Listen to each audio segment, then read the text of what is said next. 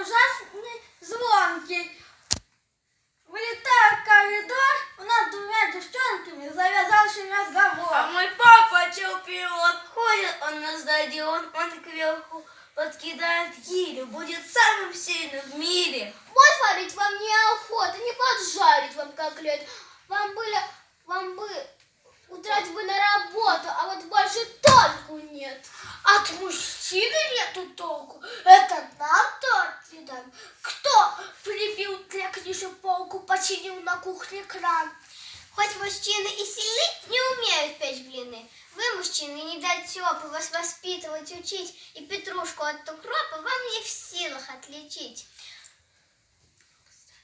Кстати, дома кто стирает? Бог таланта вам не дан. Телевизор потребляя, вы ложитесь на диван.